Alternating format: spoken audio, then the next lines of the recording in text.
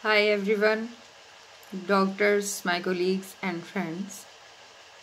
आज मैं आपको थोड़ा सा गाइड करूँगी कि किस तरीके से हमें एग्ज़ाम कहाँ होगा हमारा, जो वेरी फर्स्ट टाइम जो है वो दे रहे हैं ख़ास तौर पे उनके लिए, कि हमारा एग्ज़ाम कहाँ पर होगा, हम कैसे जाएंगे, क्या क्या कौन सी बिल्डिंग है और जो है वहाँ कैसा सिस्टम होता है। क्योंकि कोई भी ऐसी वीडियो नहीं है, मैंने खुद भी तलाश की नेट पे कि कोई ऐसी वीडियो नहीं है जो अंदर जो हमारे टॉक्स और वाइवा होते हैं उस जगह की कोई वीडियो हो। तो अगर वीडियो नहीं है तो हम फिर भी एक दूसरे को गाइड कर सकते हैं, ताकि जो है ये बहुत ज़रूरी है, इन चीज़ों के बारे में अवेयरनेस बहुत ज़रूरी है, ताकि जब कोई एग्ज़ाम देने के लिए जा रहा हो तो वो एग्ज़ाम सेंटर को देख के, बिल्डिंग को देख के, अंदर जाके माहौल को देख के वो परेशान ना हो जाए। इन टिप्स का पता होना बहुत ज़रूरी है किसी भी स्टूडेंट के लिए, किसी भी डॉक्टर के लिए, जब वो एग्ज़ाम सेंटर में एग्ज़ाम देने जाता है या जाती है, बहुत ज़रूरी है। तो मैंने महसूस किया कि ये चीज़ें भी बहुत काउंट करती हैं जब हम एग्ज़ामिनेशन सेंटर में जाते हैं, जिस दिन हमारा एग्ज़ाम होता है। और अगर हम फर्स्ट टाइम जा रहे हैं, हमें जो है अजीब सा एक हमारे जो मेंटली जो साइकोलॉजिकल इफ़ेक्ट्स हो रहे होते हैं ना माइंड पे, तो वो सब काउंट करते हैं कि कैसे वेट करना है, क्या करेंगे, अभी कौन आएगा, अभी क्या होगा, हम कहाँ जाएंगे, कौन से रूम में एग्ज़ाम है।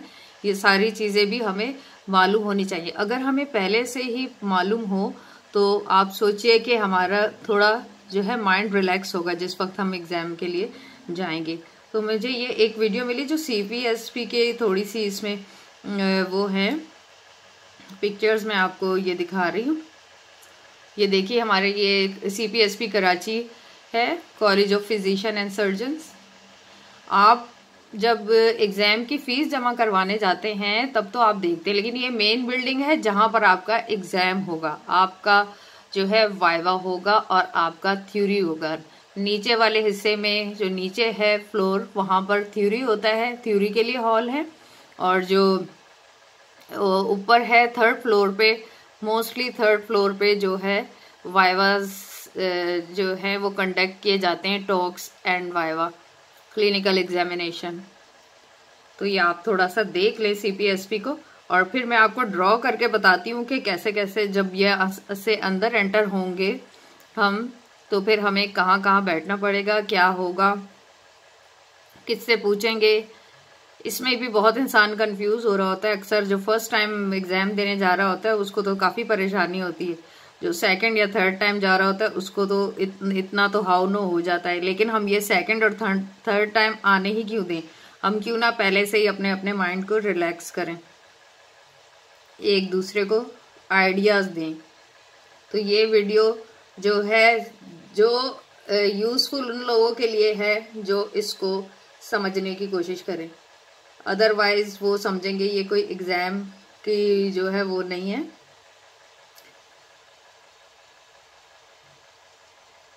तो मैं आपको ड्रॉ करके बताती हूँ कि किस तरीके से आप college and physician and surgeon में जाएंगे तो आपका कैसे एग्ज़ाम होगा। ये आप मैं अपने उस पे नोटबुक पे, आप मेरी नोटबुक पे फोकस करें। अभी जो पिक्चर मैंने दिखाई है CPSP कराची बिल्डिंग,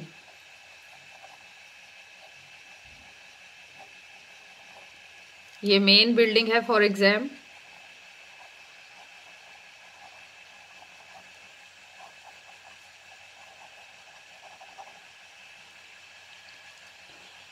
तो जब हम अंदर एंटर होंगे, ये फर्स्ट करें बिल्डिंग है, यहाँ से कॉरिडोर है, इसके आगे बड़ी बिल्डिंग है। आप यहाँ से एंटर होंगे, अंदर जाएंगे, आपको जो है वहाँ गार्ड मिलेगा, आप उससे भी गार्ड से दरवाजे पे पूछ सकते हैं कि किधर जाना है। फिर आपको नीचे फ्लोर पे, ठीक है, जो ग्राउंड फ्लोर है वहाँ पर आपको नज़र आएंगे दरवाजे, और अंदर एक हॉल है जहाँ पे अंदर चेयर्स रखी हुई हैं, ठीक है, चेयर्स हैं। वहाँ जाके आप अंदर से एंटर होंगे, चेयर्स पे जाके बैठ जाएंगे आप लोग। ये आपका वेटिंग एरिया है। और यहाँ पर आपको एग्जामिनेशन डे वाले दिन, ये पूरा समझ ले रूम है, एग्जामिनेशन डे वाले दिन आपको यहाँ पर जो है टी और कॉफ़ी और जो है बिस्किट्स वगैरह वो भी मिलेंगे, जब तक कि आप अपने एग्ज़ाम के लिए आपको ऊपर कॉल किया जाए। फिर थोड़ी देर बाद क्या होगा कि अभी आप वेट कर रहे हैं, फिर आपको अटेंडेंस वाला आ जाएगा अपनी शीट लेके, और आप लोगों के जो है जिनका एग्ज़ाम है सबके वो रोल नंबर और वो कॉल करेगा। और उसके बाद जो है आप अपना साइन करेंगे, ठीक है, अपना अपना साइन अपने नंबर और नेम के आगे कर देंगे आप। और फिर उसके बाद क्या होगा कि फिर थोड़ी देर आप लोग सब वेट करेंगे, फिर मैडम आएंगी, एक प्रोफेसर, दो कोई भी आएंगी, मैं गायनिक के हवाले से बता रही हूँ। और उधर एनेस्थीसिया के भी जो स्टूडेंट हैं, कैंडिडेट्स बैठे हुए होते हैं, तो गायनी के हवाले से मैं बता रही हूँ कि फिर गायनी की जो है दो प्रोफेसर जो हो सकता है कि वो अदर सिटी से हों, अगर कराची में हो रहा है तो हैदराबाद की कोई प्रोफेसर आ सकती हैं।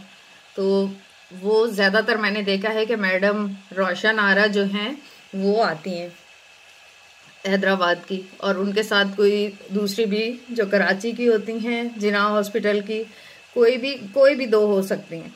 तो वो आएंगी और वो आपको थोड़ा सा ब्रीफ करेंगी, थोड़ा ब्रीफ करेंगी कि आपको थोड़ा काम करेंगी कि आप लोगों ने घबराना नहीं है, ये एग्ज़ाम आपकी जो है हम आपको पास करना चाहते हैं, हमारा कोई दिल नहीं करता है कि आपको फेल करें। और जो है आपने अच्छी तरह जो है कॉन्फिडेंस से वो आपका थोड़ा सा माइंड रिलैक्स करने के लिए आती हैं मैडम, कि वो आपसे पूछते हैं, आप उस वक्त जो एक दो क्वेश्चन आपके माइंड में होते हैं एग्ज़ाम के हवाले से, तो आप कर सकते हो उनसे। और फिर वो आपको थोड़ा सा वो गाइड करेंगे कि आप वही जो अपनी रूटीन में करते हैं, जिस हॉस्पिटल्स में आपकी ट्रेनिंग हो रही है, जो रूटीन आप करते हैं पेशेंट को डायग्नोज के लिए, और वो आपने उसी तरीके से चलना है। बहुत ज़्यादा आपने जो है बिल्कुल वर्ड टू वर्ड किताब की बातें नहीं करनी है, क्योंकि जो फैसिलिटीज़ आपके जिस आप हॉस्पिटल में हैं और वहाँ पे वो फैसिलिटीज़ ही नहीं है जो बुक में लिखी हुई हैं, जो ज़्यादातर हम लोग अपने जो है RCOG की गाइडलाइंस या बुक्स इस्तेमाल करते हैं एग्जामिनेशन प्रिपरेशन के लिए, तो वो गाइडलाइन बिल्कुल ठीक है, वो हमें पढ़नी चाहिए। लेकिन अगर उसमें जो बातें और उसमें जो रिसर्च और उसमें जो टेक्नोलॉजी जो कि पेशेंट के लिए यूज़ होती है, जो इन्वेस्टिगेशंस हैं, अगर वो हमारी उस सेटअप में अवेलेबल नहीं है तो आप उसका जिक्र ना करें। मैडम जो हैं कुछ इस तरह की बातें आपसे करेंगी। उसके अलावा आप उनसे, अक्सर हम पूछते हैं कि हम एग्जामिनेशन में जो है स्पेकुलम यूज़ कर सकते हैं कौन सा, इस तरह के एक दो क्वेश्चन वो लोग आपको अच्छी तरीके से उसी वक्त थोड़ा बहुत बता देंगी। वो इसलिए आती हैं कि वो कहती हैं कि हमने एग्ज़ाम में ये देखना है कि आप पेशेंट के लिए सेफ़ डॉक्टर हैं या नहीं। इस बात को याद रखें कि आप पेशेंट के लिए सेफ़ डॉक्टर हैं या नहीं।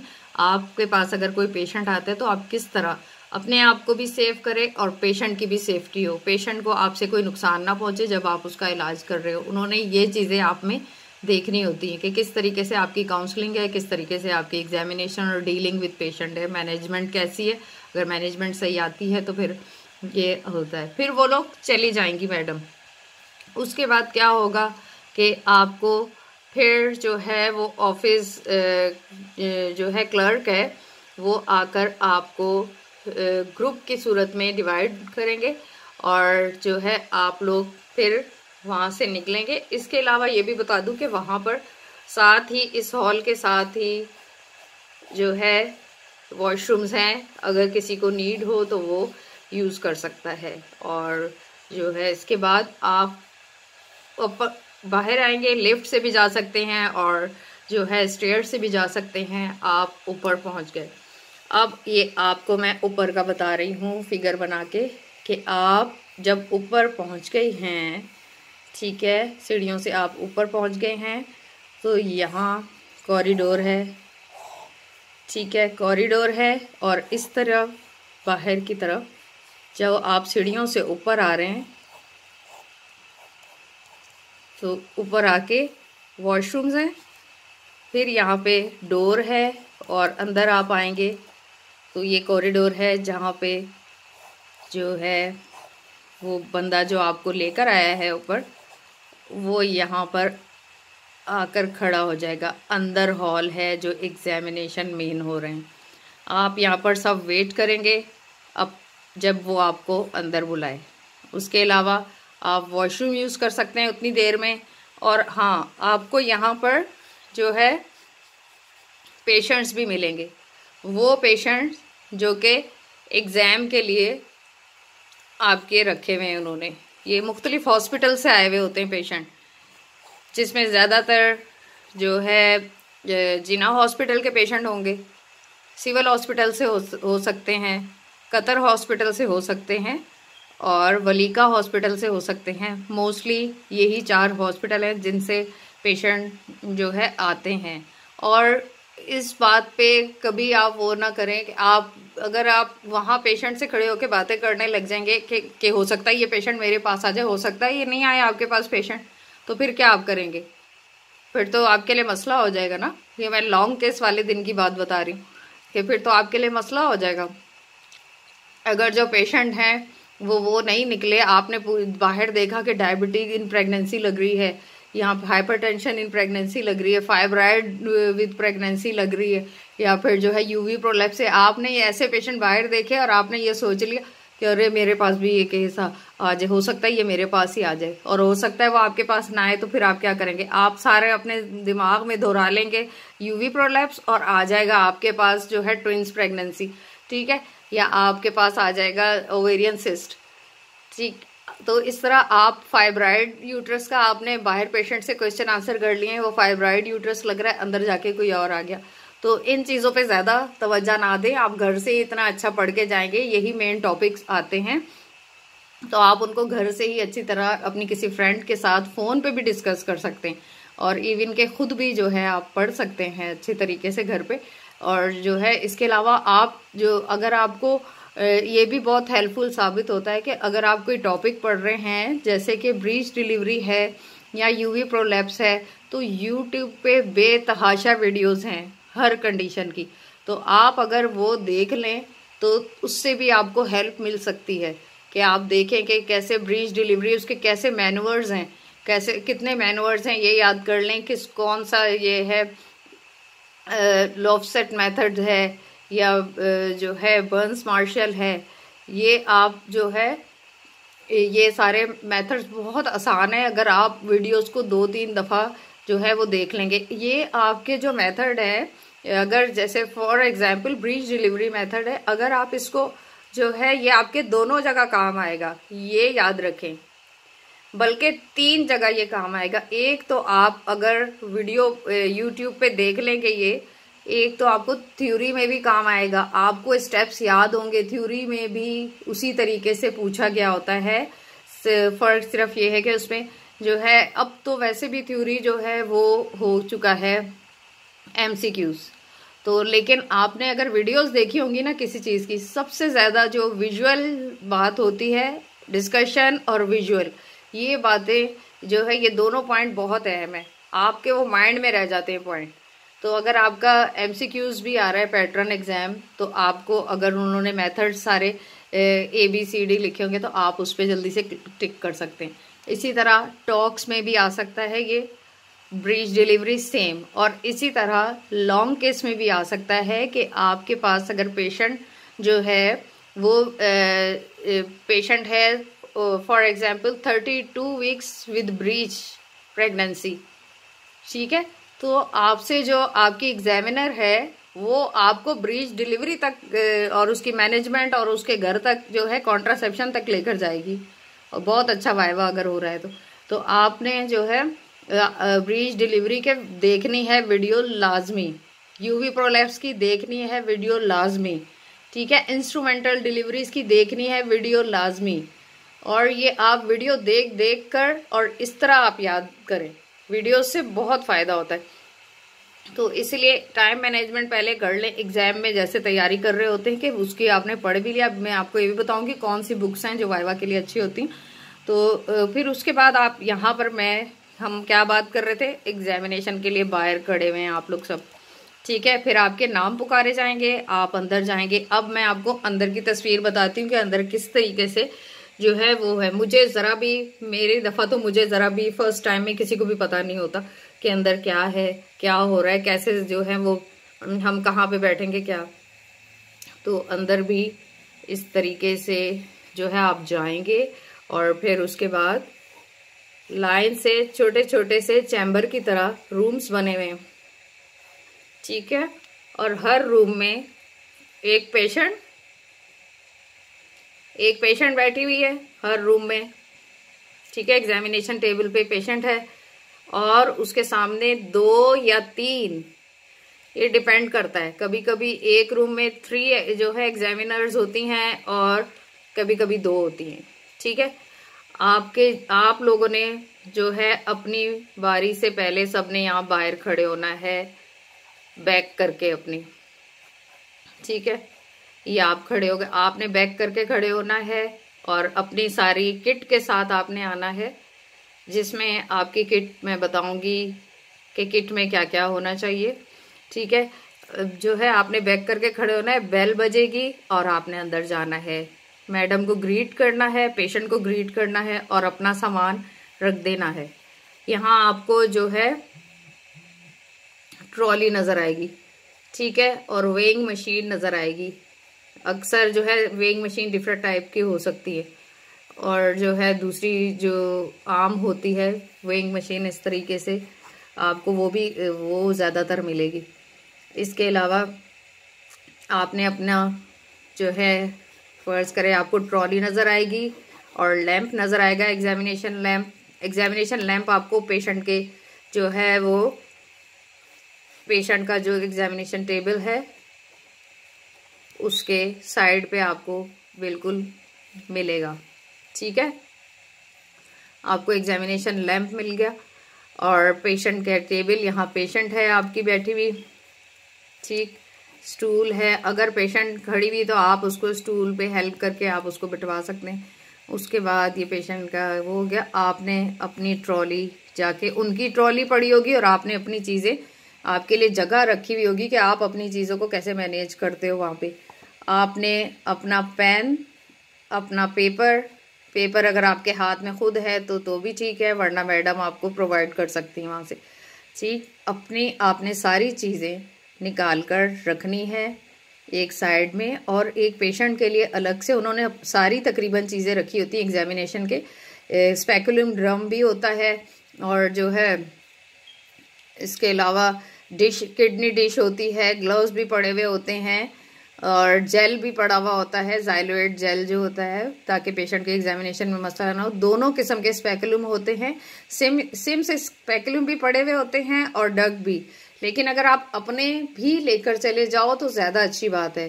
शीट भी कभी कभार एक पड़ी हुई होती है और कभी नहीं होती है, तो आपने अपनी 2 शीट्स भी लेकर जानी। तो इस तरीके से आपने ये सारी बातों का ख्याल रखना है और फिर आप रिलैक्स हो जाए। आपको वो बेल बजेगी और मैडम कहेंगी कि आपका टाइम शुरू हो चुका है और आपका, जैसे आपने बेल पे बहुत नज़र रखनी है, कान रखना है अपना, कि जैसी बेल बजती है आपने पेशेंट का फौरन हिस्ट्री टेकिंग और स्टार्ट कर देनी है। पेशेंट से बातें करते जाएं और वो हिस्ट्री टेकिंग का अलग से मैं वीडियो बनाऊंगी।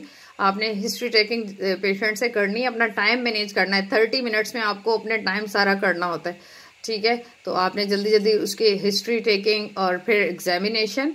और एक पॉइंट कभी मत भूलना जो कि मैं भूली और मेरे इस वजह से नुकसान हुआ 2 दफ़ा और किसी ने मुझे गाइड नहीं किया था, ठीक है।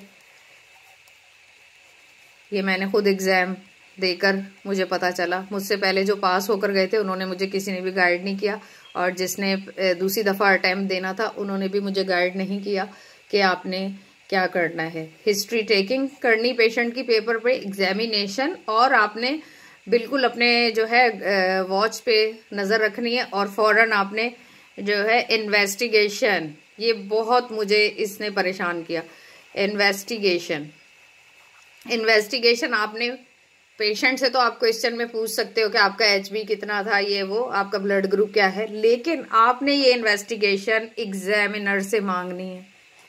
एग्जामिनर, ठीक है, एग्जामिनर से आपने मांगनी है और आपने पेशेंट की हिस्ट्री टेकिंग एग्जामिनेशन करके और सारी मैनेजमेंट आपके माइंड में डायग्नोसिस एंड मैनेजमेंट आ जाएगी। डायग्नोसिस आ जाएगी तो आपने अगर अच्छी तरह टॉपिक पढ़ा हुआ है तो मैनेजमेंट आपको आती होगी खुद ब खुद, ठीक है। और आपने खुद कैसे लेकर चलना है, बहुत सी टिप है और बहुत सी वीडियो इन पे बन सकती हैं। इन्वेस्टिगेशन एग्जामिनर से मांगना है, ये हमेशा याद रखना। एग्जामिनर से इन्वेस्टिगेशन मांगना है और वो आपको बताएगी कुछ इन्वेस्टिगेशन वो आपको नहीं बताएंगी और जो है वो कहेंगी कि ये मैं आपको बाद में बताऊंगी, ठीक है। फिर वो कहेंगी कि आप जो है रेडी है। वो जो 3 बैठी होंगी मैडम, उनमें से एक आपकी हिस्ट्री और एग्जामिनेशन जो है वो पूछेगी, ठीक है। वो आपको नोट कर रही है, वो खड़ी होके आपको देखेंगी भी कि आप किस तरह एग्जामिन कर रहे हो पेशेंट को। सारा जर्नल फिजिकल एग्जामिनेशन और पीए और पीवी और जो परिस्पेकुलम, ये सारा एग्जामिनेशन वो आपके देखेंगी। और जो है इसके अलावा दूसरी जो है वो आपसे मैनेजमेंट के सारे क्वेश्चन करेंगी। तो जब 3 होती हैं तो उनमें से एक हिस्ट्री के क्वेश्चन कर लेती हैं, एक एग्जामिनेशन के और लास्ट वाली मैनेजमेंट के क्वेश्चन करती हैं। तो जो है मेन आपके मैनेजमेंट के क्वेश्चन होते हैं, लेकिन आपकी हिस्ट्री बहुत अच्छी होनी चाहिए ताकि वो फिर मैडम जो है आपसे, आप इतनी अच्छी हिस्ट्री बताओ कि वो दोबारा आपसे हिस्ट्री का क्वेश्चन ना करे कि आपने जो है ये पॉइंट छोड़ दिया, आपने वो पॉइंट छोड़ दिया। तो आप इन मेरी बातों को याद रखना और होपफुली कि आपको ये मेरी वीडियो पसंद आई होगी। Thank you so much, God bless you, खुदावंद आपके साथ हो और आप एग्जाम में पास हो, आमीन।